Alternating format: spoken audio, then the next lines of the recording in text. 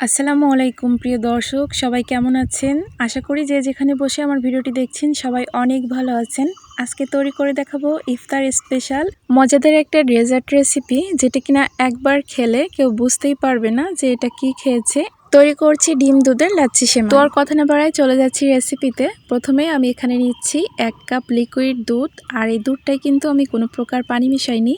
এরপর আমি এখানে অ্যাড করে দিচ্ছি একটা মুখ ফাটিয়ে নেওয়া এলাচ আর একটা দারচিনি। আর এখানে গুঁড়া দুধ অ্যাড করে দিচ্ছি।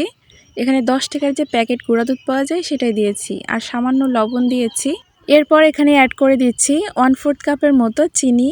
চিনিটা আপনাদের স্বাদ অনুযায়ী ব্যবহার করবেন। তো আমি যে চিনিটা দিয়েছি এতে বেশি মিষ্টি হবে না। তো সব কিছু এখন নেড়ে মিশিয়ে নিচ্ছি। মেশানো হয়ে গেলে আমি চুলাটা অন করে দিয়ে দুধটা ভালোভাবে জাল করে নিব।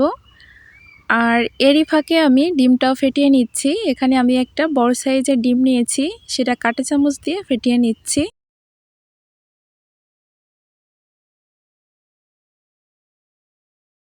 ডিম ফেটিয়ে নেওয়া হয়ে গিয়েছে, এখন এটা একপাশে রেখে দিয়েছি।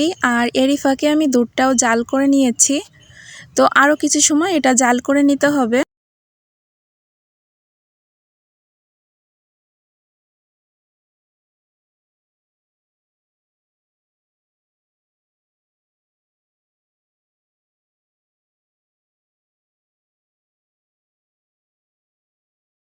দুধ আরও কিছু সময় জাল করে নেওয়ার পর কিছুটা ঘন হয়ে এসেছে।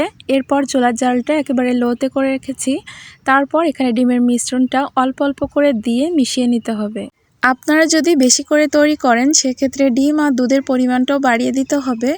তো আমি এখানে 1 কাপ দুধে একটা ডিম ব্যবহার করেছি। আপনারা চাইলে কিন্তু বেশি করেও তৈরি করতে পারেন। সেক্ষেত্রে 2 কাপ দুধে 2টা ডিম, 3 কাপ দুধে 3টা ডিম এবং 4 কাপ দুধে 4টা ডিম। তো এরকম প্রতি কাপে একটা করে ডিম দিলেই কিন্তু যথেষ্ট।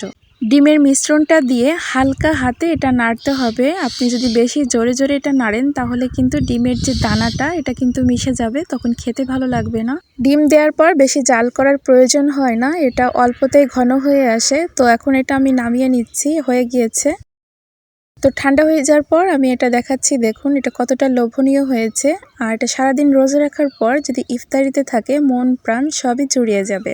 যেসব বাচ্চারা ডিম অথবা দুধ খেতে চায় না তাদের কিন্তু এভাবে রান্না করে দিলে তারা অনায়াসে খেয়ে নেবে, এতটাই মজার হয়ে থাকে। তো বিদায় নিচ্ছি, সবাই ভালো থাকবেন, আল্লাহ হাফেজ।